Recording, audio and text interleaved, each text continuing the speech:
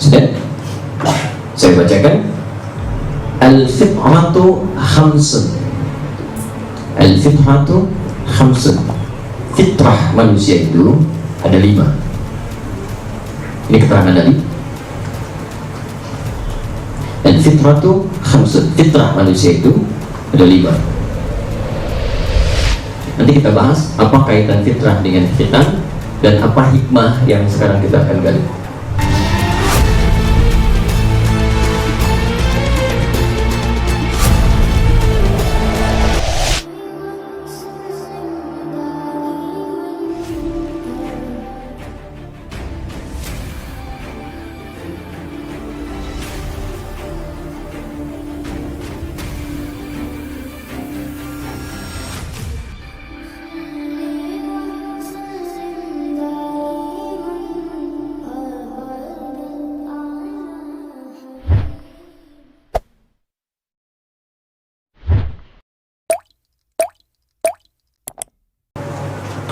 Satu, al-khitan.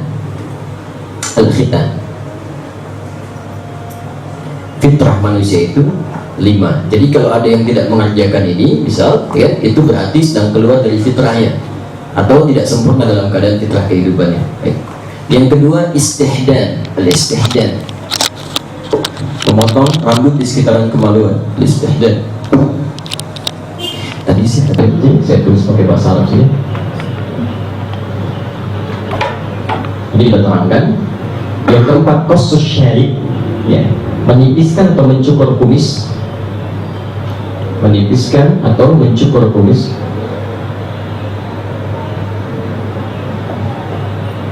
Dan yang kelima, taqlimul adfar, memotong kuku.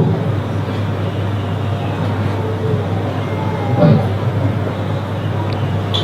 Al-fitratu khamsa. Fitrah itu ada 5. Okay? 1, al-khitan.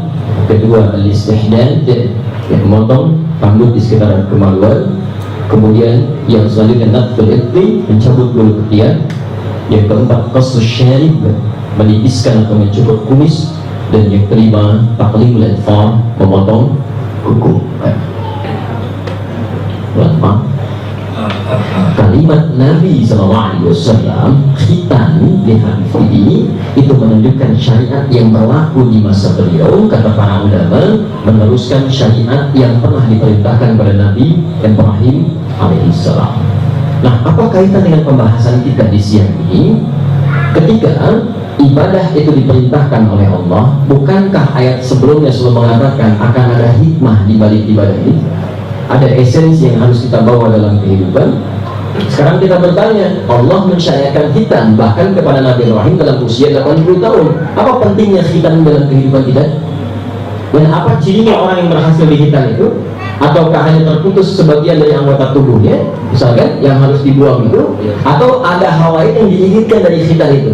Seperti Anda sholat, apakah yang diinginkan cuma naik turun sujud sampai salam? Atau ada yang diinginkan dari syariat sholat itu yang dipraktikkan dalam kehidupan? Jangan-jangan banyak orang sholat tapi tidak bisa membawa nilai dalam sholatnya. Baik, sekarang buka Quran surah ke-30 ayat 30. Saya boleh hapus ini?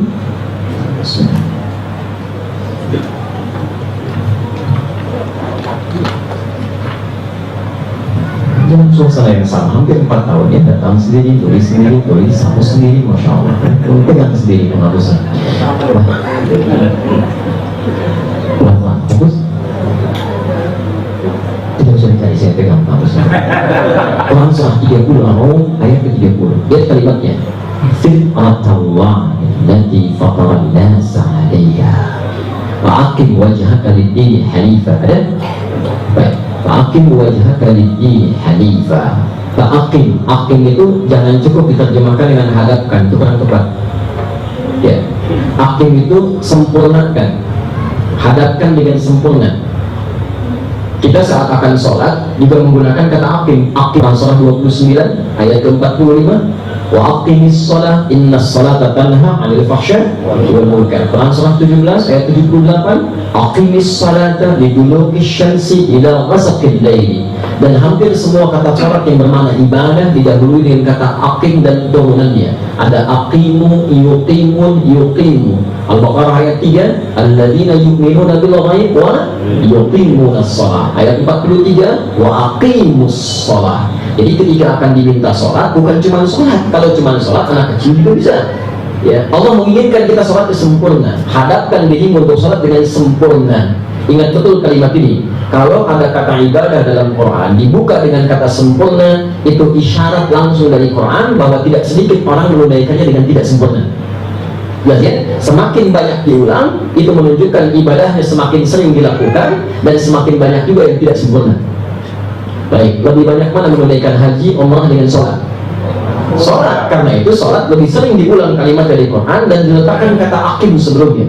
Bahkan sebelum kita sholat, derivasi katanya disebut lagi. Bukankah ada iqomat sebelum sholat? Iqomat itu dari kata akim. Iqomat itu bukan panggilan sholat. Panggilan sholat itu adzan. Iqomat itu isyarat yang menyentuh hati kita supaya siap-siap menyempurnakan diri sebelum sholat. Hadirkan kehusyuan sebelum sholat. Nah sekarang kita diminta oleh Allah untuk menyempurnakan diri kita terhadap syariat. Fa'aqim wajhaka lid-dini hanifa. Hadapkan dirimu secara sempurna pada ketentuan agama. Jadi kalau kita sudah beriman, turun ayat, kalau merasa beriman dengan baik, maka ya kalimatnya tunaikan, ikuti ketentuan agama kita, ketentuan syariat ad-din semaksimal mungkin, sesempurna yang bisa kita lakukan secara sempurna.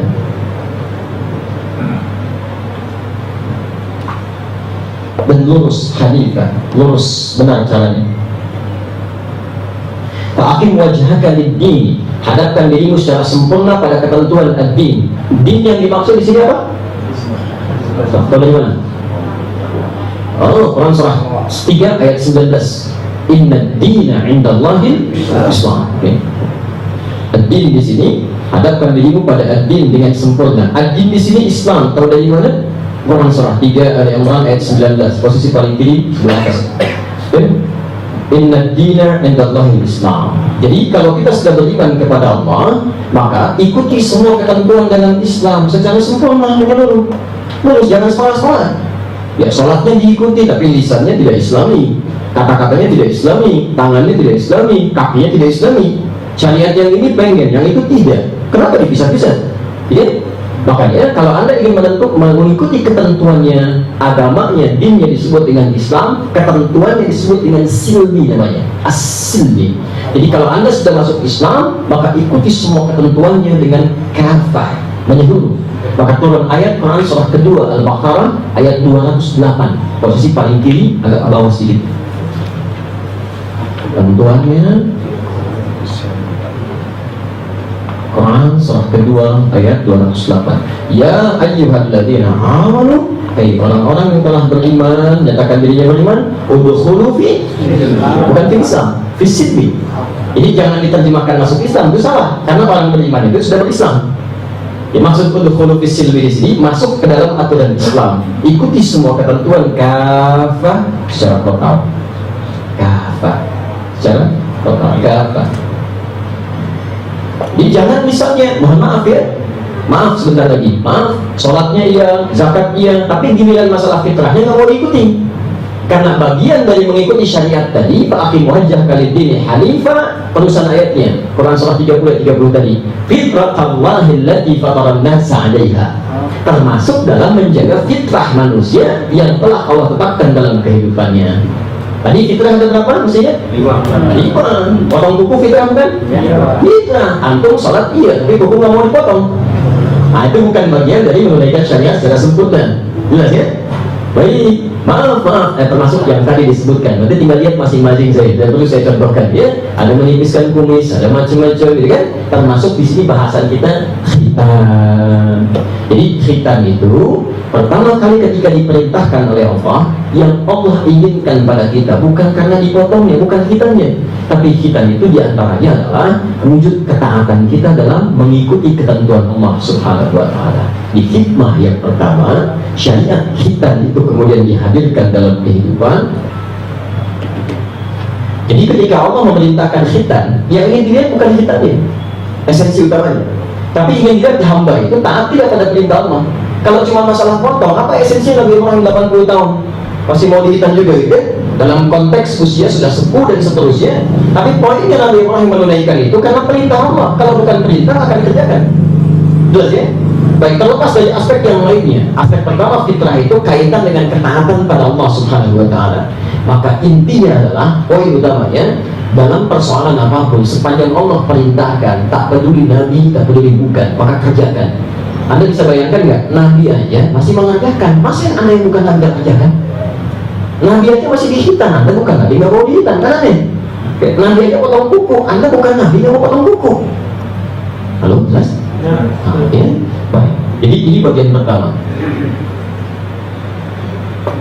Karena itu ada yang mengartikan makna fitrah secara bahasa. Fitrah secara bahasa adalah kecenderungan untuk menaati Allah. Sifat cenderung untuk taat. Ya. Sifat cenderung taat. Dan manusia saat terlahir itu sudah ada sifat fitrahnya. Ada sifat fitrahnya. Makanya mereka mencari untuk ibadah. Cuma kan yang nyembah-nyembah yang lain itu, ada yang nyembah pohon, ada yang nyembah binatang, ada yang nyembah misalnya salib, macam-macam. Itu kan ingin menghadirkan fitrahnya, cuma salah arah. Yuqarribuhum indana zulfa, ingin menyembah Allah, cuma salah arah. Makanya disebut tersesat, walau dhalin, supaya dikembalikan kepada jalan yang benar. Jelas di sini? Baik. Nah, perkaitan fitrah ini yang paling penting. Karena syariat khitan itu pada masa Nabi Muhammad SAW sudah mulai kemudian dimintakan, dikerjakan bahkan sejak kecil dan dipopulerkan berlaku sejak anak-anak. Perhatikan kalimatnya.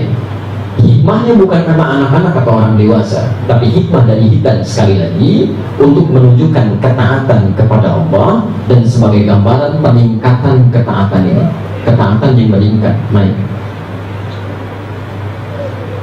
Jadi kalau ada seseorang yang sudah dihitan, kemudian bukan cuma dihitannya saja, tapi harus berusaha semakin meningkatkan ketaatannya supaya lebih dekat dengan Allah Subhanahu wa Ta'ala.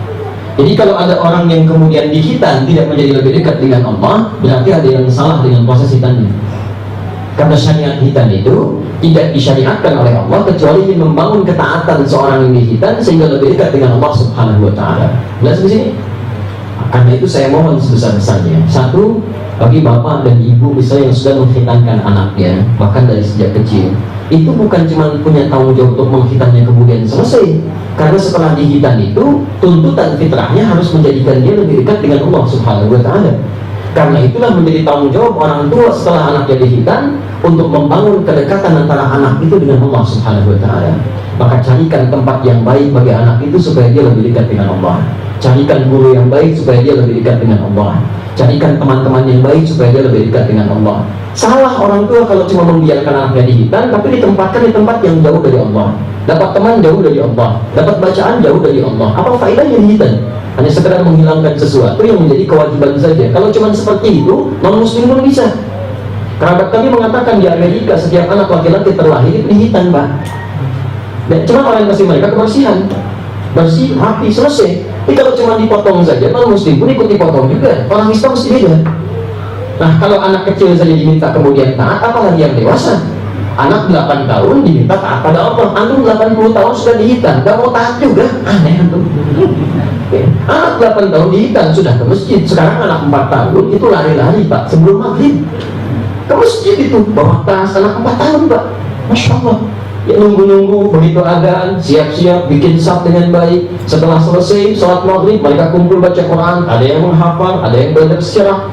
Setelah itu sholat isya berjamaah lagi. Setelah itu evaluasi, pulang-pulang setengah 9 dari maghrib, dari masjid setengah 9 malam. Anak 4 tahun belum dihitan, ada yang belum dihitan sudah mau ke masjid sebelum adzan. Anak 40 tahun sudah dihitan masih nggak mau ke masjid. Ada yang aneh itu, kurang apa lagi gitu kan? Nah, jadi sekarang cek, kalau kita sudah merasa dihitan baik laki-laki atau perempuan sampai dengan hari ini, hikmah pertama sudah sejauh mana membangun kedekatan dengan Allah Subhanahu wa Ta'ala. Itu poin penting. Jadi ini hikmah yang pertama. Jadi pertama tugas orang tua dulu di sini turunkan Ketika anak sudah dihitan, berarti di situ persiapan untuk membangun kedekatan dengan Allah. Caranya lihat di Quran surah ke-3 Ali Imran dari ayat 35 sampai 37. Garis bawahi di ayat 36 sampai 37. Posisi paling kiri dari tengah sampai ke bawah. Ini tentang kisah Maryam itu kan. Baik.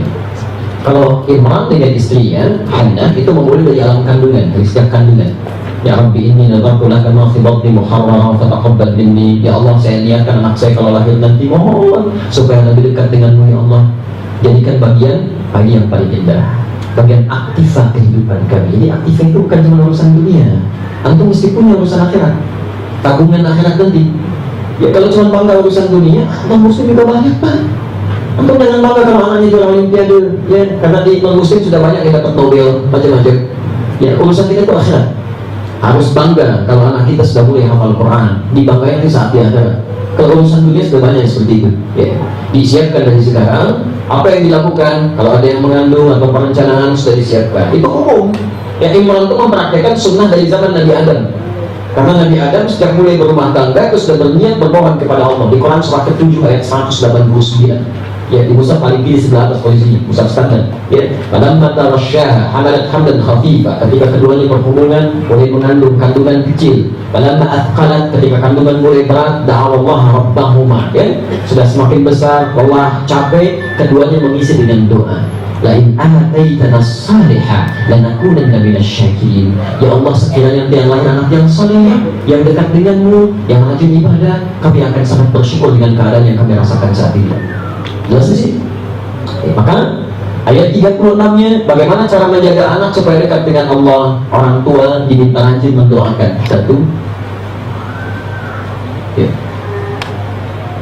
Satu doa. Doanya dibagi dua. Saya agak cepat sedikit ya. Doanya dibagi dua. Satu, ada doa yang terkait dengan kebaikan hidup. Kedua, ada doa permohonan dijauhkan dari sumber keburukan, terutama setan.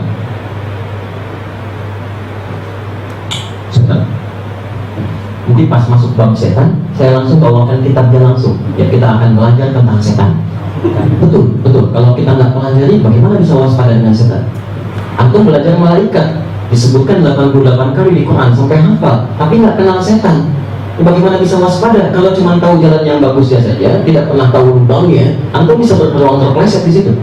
Ya, harus kenal. Ada 9 jenis setan nanti. Betul, ya hati-hati. Ada setan rumah, setan kantor, setan yang melekat dengan minuman, setan yang melekat dengan kepemimpinan, setan yang melekat pada alat-alat musik, setan yang melekat pada berita-berita hoax. Setan hoax itu ada. Betul Pak, namanya metun atau misut itu. Setan hoax. Ada setan di mall, setan pasar, ada. Macam-macam ya. Dan kadang-kadang setan yang sedang antum kunjungi tempatnya itu bisa ikut ke rumah. Betul, di masjid juga ada setan masjid Pak, namanya kanzan. Bukan cuma goda orang sholat sampai lupa berapa rakaat dia sholatnya, tapi bisa menggoda di kain masjid. Hati-hati. Betul dia menggoda. Makanya masjid kalau belum jadi mudah jadinya. Tapi kalau sudah jadi tidak sedikit banyak persoalan di dalamnya, karena pengurus masjid tidak belajar fikih masjid dulu. Kebanyakan bikin program fikih masjid tidak pernah jadi, sehingga lupa dengan keadaan itu dimanfaatkan oleh setan. Ini yang paling bahaya. Dan ada setan dalam kehidupan rumah tangga. Hati-hati, namanya dasim. Wah, tugasnya banyak sekali itu. Dari menggoda suami istri sampai menggoda bayi-bayi. Ada. Ya, menggoda bayi, menggoda anak-anak Pak. Ya, dasim golongan yang umul bashar. Nanti dia yang menggoda anak-anak kecil itu. Ada. Ya, hati-hati. Makanya ketika Maryam dilahirkan, ibunya langsung berdoa. Falam ayat 36-nya, falam mawadu'atha, maka ketika dilahirkan anaknya perempuan, qala rabbi inni wada'tuha untha. Ya Allah, yang lahir perempuan. Wallahu a'lamu bima wada'at wa laysa dzakaru kal untha. Allah lebih tahu keistimewaan anak perempuan yang dilahirkan, punya keistimewaan yang tidak dimiliki oleh anak laki-laki. Kan? Lihat kalimatnya, wa inni sammaituha Maryam. Ya Allah, saya namai anak ini dengan Maryam. Selanjutnya, wa inni u'idzuha bika wa dzurriyyataha minasyaitonir rajim. Dan saya mohonkan supaya anak ini, ya Allah, mohon supaya tidak diganggu oleh setan selama hidupnya. Maryam termasuk satu-satunya anak perempuan di antaranya yang tidak disentuh setan dalam hidup ini, dijaga oleh Allah. Karena kebiasaan ibunda dan ayahandanya dari sejak alam kandungan menjaganya supaya dekat dengan Allah. Dan diterima, ayat 37 diterima. Dan nanti Maryam menjadi satu di antara 3 penghulu perempuan surga. Satu Maryam, kedua Asia, yang istrinya Fir'aun itu, yang ketiga Sayyidah Khadijah radhiyallahu ta'ala anha. Semua jadi penghulu surga nanti, ya, di antaranya. Ya. Dan Sayyidah Asia sudah punya rumah di surga. Ya, semua sudah punya rumah dan turun ayat di situ. Ya, turun ayat di situ. Ya, pelan-pelan ya. Sudah. Jadi ini doa, mohonkan minta kebaikan itu, jauhkan dari keburukan termasuk setan setiap waktu ya, nggak putus. Jangan cuma waktu kecil aja, karena selama masih ada ya anak. Kalau sudah berumah tangga ya anak. Ya nafkah memang diputus di situ, tanggung jawab suaminya pada saat itu. Tapi persoalan perhatian dan doa seperti pernah saya terangkan dulu itu nggak putus. Ini jangan karena anak sudah berumah tangga bahkan sudah 40 tahun antum masih ada, kewajiban doa tetap ada. Ya karena setan itu kan tetap melekat sepanjang dia belum meninggal dunia. Kalau sudah meninggal, lalu setan nggak menggoda. Makanya kalau nggak pengen digoda setan, cepat meninggal, gampang itu. Nggak ada kerjaan setan godain orang meninggal. Ya makanya orang-orang meninggal itu kalau sudah meninggal, dia tidak diadani lagi pak. Tidak diadani. Ya, jadi sudah masuk ke alam kubur, tidak perlu adzan lagi karena fungsi adzan 2. Satu memanggil orang sholat, yang kedua itu mengusir setan. Jadi kalau antum melihat hadis riwayat Al-Bukhari misalnya, itu begitu adzan dikumandangkan, idza udzina fafara syaitanu wa 'alaihi al-qura. Setan lari terbirit-birit.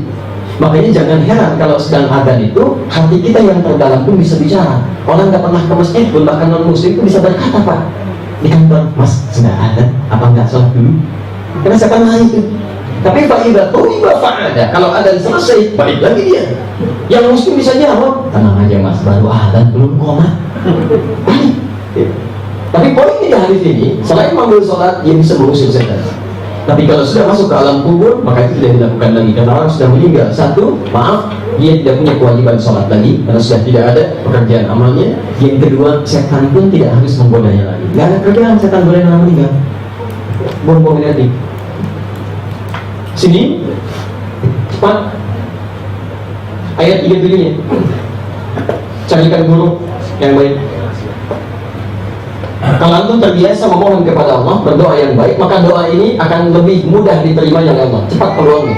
Makanya ayat 37-nya dibuka dengan kalimat fataqabbalaha rabbuha biqabulin hasanin. Orang tua yang selalu berdoa untuk kebaikan anaknya, masa iya sih dari sekian ratus doa nggak ada satu yang terkabul? Ya. Sedangkan Allah itu kan maha perasa. Jadi kadang-kadang belum dipanjatkan sudah dikabulkan. Ya, kalau antum berdoa nggak dikabulkan, berarti ada yang salah itu. Entah dalam proses doanya, atau mungkin ada makanan yang haram yang masuk, atau perangkat yang haram sehingga menghambat doa. Ya, apalagi orang tua itu, apalagi ibu itu cepat sekali. Cepat kalau bermohon sesuatu itu, kalau benar. Apalagi kalau sering mendekatkan diri kepada Allah. Jadi orang tua yang sering mendoakan anaknya dalam kebaikan, doa itu nanti akan mengalir kepada arasy, dikabulkan oleh Allah. Kalimatnya fataqabbalaha rabbuha, diterima itu semua oleh Allah. Perhatikan, kalau Allah sudah terima segala yang pernah disampaikan orang tua untuk anaknya, maka semua keperluan anaknya Allah langsung yang mengatasi. Perhatikan, wa ambataha nabatan hasana, maka dirawat oleh Allah dari mulai dia tumbuh sampai dewasa. Maksud dirawat itu perhatikan, ya. Dan kalimatnya diperhatikan oleh Allah, jadi dijaga. Kalau dalam konteks sekarang disekolahkan, dijaga di sekolahnya. Antum bisa lihat di rumah, dijaga, dilihat. Tapi kalau saat dia sekolah, bisa nggak pastikan dia berteman dengan siapa? Makan makanan yang benar. Saya saat anak pertama usia 2 tahun saja keluar dari rumah, sampai saya kejar-kejar tuh pak. Ya istri saya sudah memberikan air susunya gitu kan. Kemudian kita jaga baik-baik. Tiba-tiba saya pulang dari masjid, anak nggak ada. Saya tanya istri saya, kemana? Katanya subuh ya ke masjid. Nah, nggak ada di masjid. Begitu saya kejar, saya cari, ternyata belok dari rumah kami itu, ya mau jalan ke masjid, dia dengan suara, ya mobil-mobilan, belok ke rumah tetangga. Saya mau lihat main mobilan gitu ya. Begitu masuk kami lihat sudah ada makanan di situ, saya langsung ambil, saya permisi.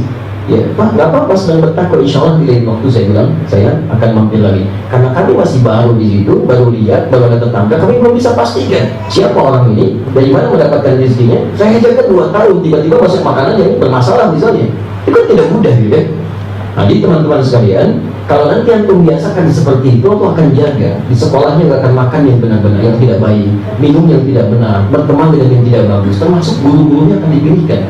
Makanya ketika Allah rawat Maryam ini dijaga dengan baik, maka guru pertama pun Allah kemudian titipkan kepada keluarga Imran itu langsung seorang Nabi, Zakaria. وكفلها زكريا كلما دخل عليها زكريا المحراب. Yang hebat guru dipilihkan, tempatnya pun pilihkan. Jadi kalau anak sudah dihitan, biasanya kan sudah mau sekolah ya, Masya Allah, mohon maaf tuh Pak, jangan cari sekolah yang menjauhkan dia dari Allah, Bu. Ya, awas dia sudah dihitan, cari yang mendekatkan dia dengan Allah. Katanya pengen anaknya sholat, rajin sholat, tapi ditempatkan di tempat yang tidak pernah mengajarkan sholat. Katanya pengen anaknya penghafal Quran, tapi di sekolahnya gak ada program menghafal Quran. Bagaimana bisa?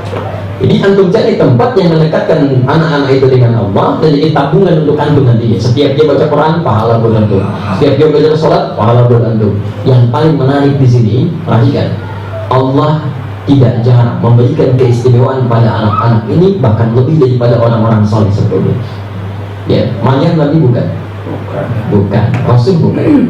Bukan. Tapi yang merawatnya siapa? Zakaria Nabi bukan?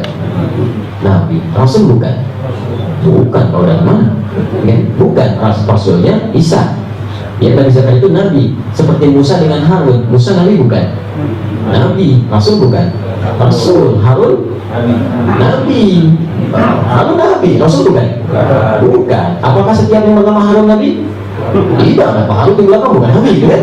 Baik, tidak. Tapi di sini Nabi bukan Rasul, dan Musa Rasul bukan Nabi. Zakaria Nabi bukan Rasul. Sekarang perhatikan, yang merawat Nabi, tapi yang dirawat ini diberikan perhatian lebih daripada Nabi-nya. Silahkan cek. Zakaria alaihi salam ketika akan makan pasti cari makanannya. Ketika butuh sesuatu masih mencari. Maryam tidak.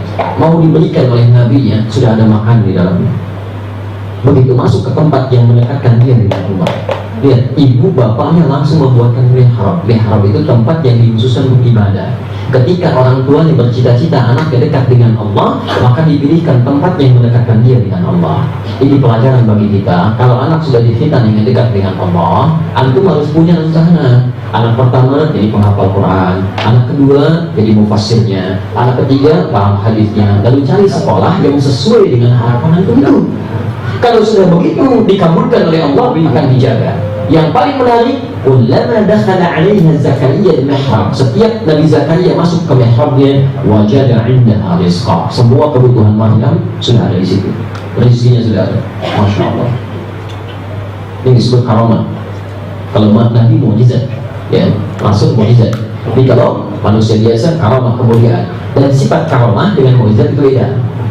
Kalau mukjizat harus ditampakkan, harus diketahui untuk membuktikan dia Rasul. Harus diketahui, kalau tidak ditampakkan nggak ketahuan dia Rasul.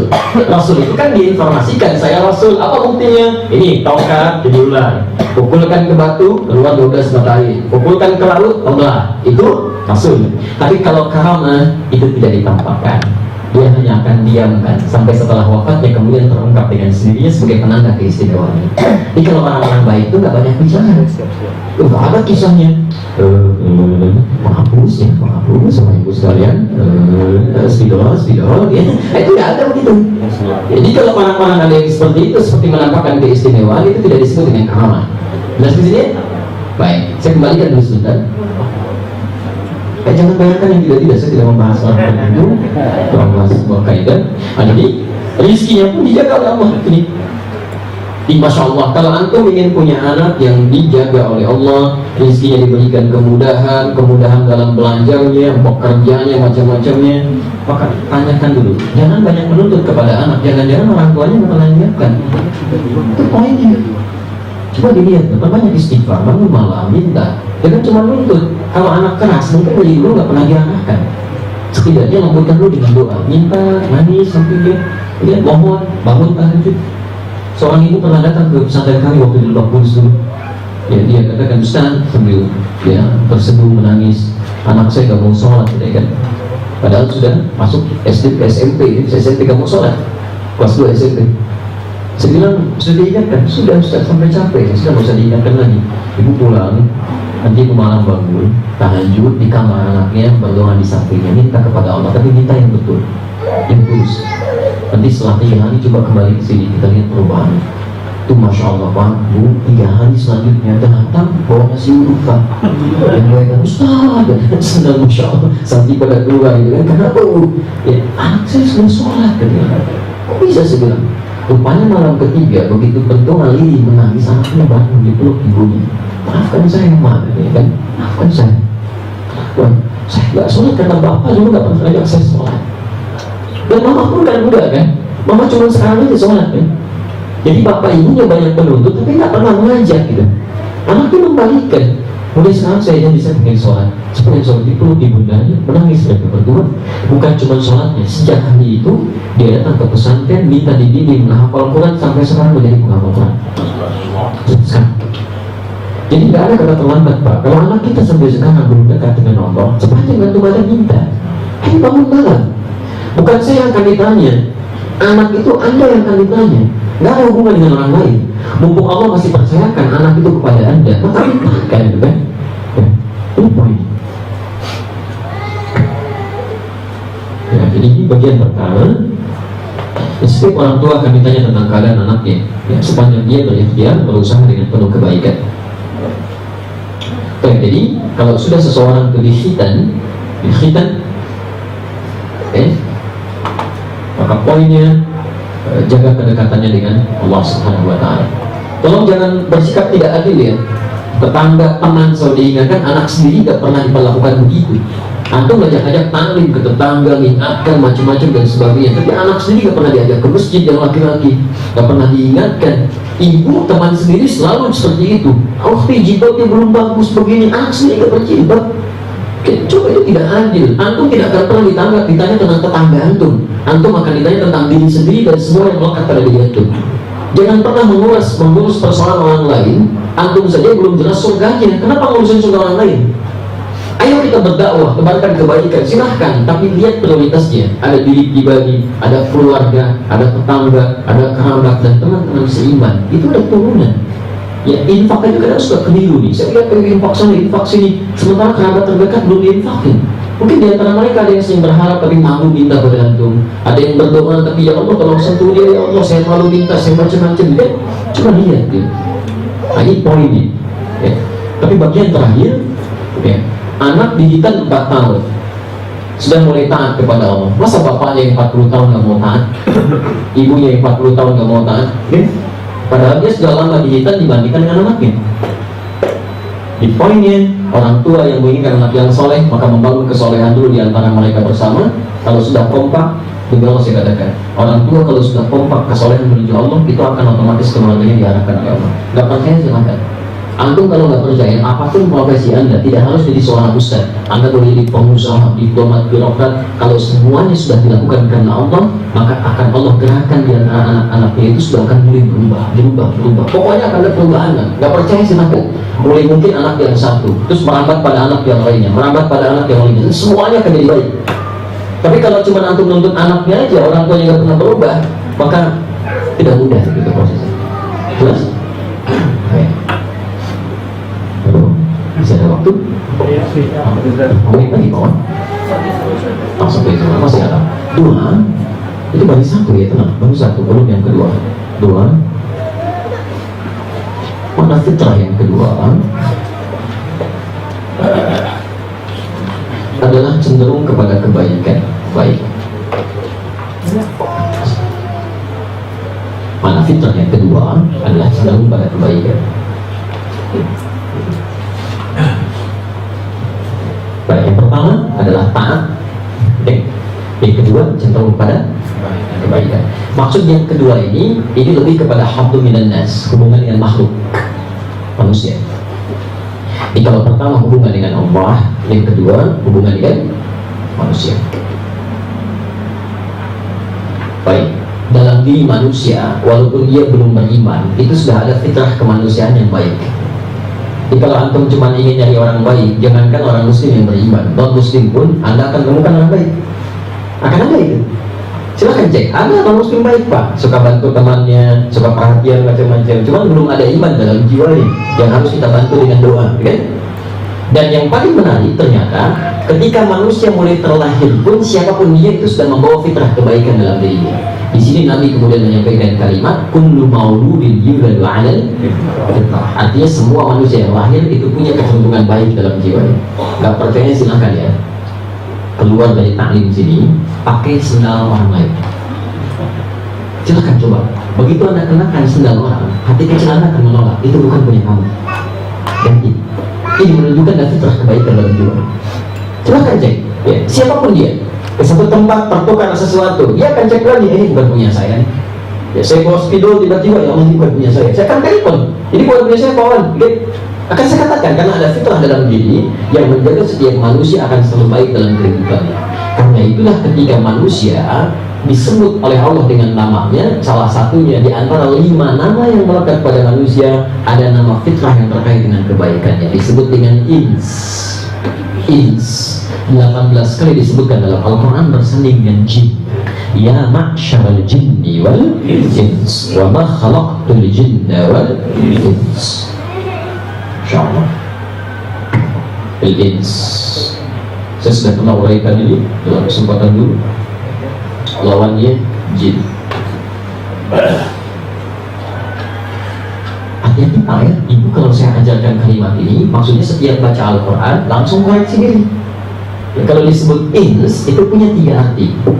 3 arti. Satu, arti pertama adalah sesuatu yang tampak, kelihatan, tampak. Yang kedua, sesuatu yang lembut, ramah, baik, lembut, ramah. Yang ketiga, harmoni, serasi, senang keindahan-keindahan, kenyamanan, ins. Turunannya dari situ al-uns, anas, anis, anisa, gitu kan? Dari kata ins. Kayak kalau ada yang namanya anis, gitu kan? Itu artinya lembut dia, ramah perilakunya, macam-macamnya. Dari namanya ya, dari namanya Anissa, dari situ. Baik. Saya tidak bicara tentang calon gubernur ya. Jangan kemana-mana. Baik. Pelan-pelan. Sudah? Lawan langsung dari kalimat ini itu jin. Lawan langsung. Seperti pernah kita ulas dulu ya. Lawannya langsung. Jadi kalau ins itu tampak, jin itu tersembunyi. Jin tersembunyi, langsung lawannya. Makanya di Quran itu dipasangkan selalu dengan jin. Bahkan saat ins dipasangkan menjadi nas, ins jamaknya nas, dijamakkan jadi nas, disebutkan 241 kali dalam Al-Quran. Jinnya pun dijamakkan jadi jinnah, minal jinnati wal nas, selalu berpasang. Ini sembunyi. Kalau ini lembut, ini kasar. Kalau ini harmoni, ini kacau. Tidak teratur maksudnya. Silakan cek, kenapa jin disebut dengan jin? Karena fitrah hidupnya tidak pernah tampak, tersembunyi. Gak ada jin yang kelihatan. Jadi kalau Bapak Ibu sedang melihat misalnya penampakan jin, itu artinya jin sedang keluar dari fitrahnya. Jin bermasalah itu. Ya, jin bermasalah. Karena jin itu seharusnya tidak yang tersembunyi. Kalau iseng-iseng melakukan penampakan, itu jin sedang ada masalah. Keluar dari fitrahnya. Hati-hati. Yang lebih bermasalah manusia-manusia yang mencari penampakan jin. Nah, itu kacau itu. Ya, pasti ada masalah serius di situ. Sebaliknya manusia tidak, dia tampak, lahir kelihatan, begitu menangis kelihatan, kalau nggak kelihatan aneh. Begitu dia lahir kan nangis, mana anaknya, nggak tahu mana ya, nggak ada, manusia itu pasti kelihatan. Jadi kalau ada manusia kemudian tumbuh setelah dewasa menjadi senang sembunyi-sembunyi, pasti ada yang salah dalam kitanya. Kantor sembunyi-sembunyi, mau tangin sembunyi-sembunyi, ke masjid pojok-pojok sembunyi-sembunyi, pasti sudah punya masalah. Karena keluar dari kita. Yang paling aneh, maaf, fitrah manusia kenapa disebut dengan ins? Karena lembut, ramah, baik. Ini sebetulnya nggak ada manusia yang kasar, Pak. Jadi kalau kasar bukan ins. Ya, nggak ada yang kasar. Tidak ada yang kasar, tidak ada yang tidak baik, tidak ada yang suka mencela, tidak ada yang suka berselisih macam-macam. Pada dasar fitrahnya yang membuat dia berubah, kata Nabi, fa'abawahu yuhawwidanihi aw yunasrani aw yumajjisani. Lingkungan yang membuat dia bisa merubah bahkan seperti Yahudi, Nasrani atau Majusi. Di persoalannya adalah jika anak sudah dihitan menjadi lebih baik, maka cepat jaga fitrahnya supaya dia tumbuh menjadi orang baik sampai dengan kemudian hari. Apapun profesinya, harus cepat dengan kebaikan ya. Jangan sampai mohon maaf kan, ya, sebelum dihitan taat luar biasa, setelah dihitan antum biarkan begitu aja, kan sudah besar maksud dihitan, biarin aja itu urusan dia. Nah, itu bukan orang tua yang baik. Cek, lihat, dimanapun dia bergaul, selalu berikan dia kebaikan, tempatkan dengan orang baik, jaga dia. Kalau orang sudah terbiasa baik, lawan dari baik itu buruk. Ingat, kebiasaan melekat pada lawannya. Quran surah ke-24 ayat 26. Al-khabithatu lil-khabithina wal-khabithuna lil-khabithat wat-thayyibatu lit-thayyibina wat-thayyibuna lit-thayyibat. Buruk akan ketemu buruk lagi, jelek ketemu jelek lagi, baik ketemu dengan yang baik.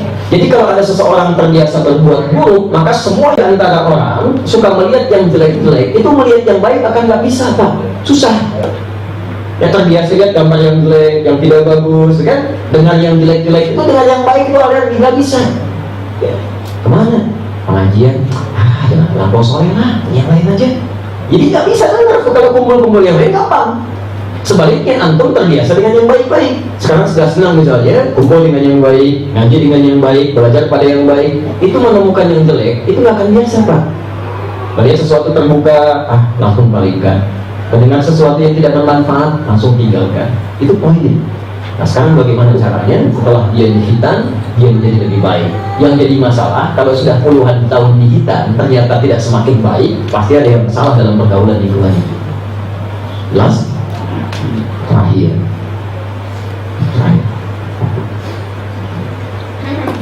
Kenapa kan ini jadi pada yang semua?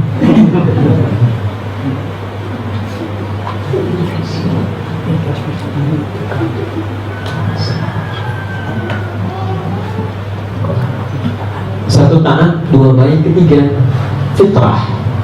Fitrah di antara maknanya juga berarti sesuatu yang suci, suci, bersih. Kalau selesai Ramadan itu apa nama hari pertamanya?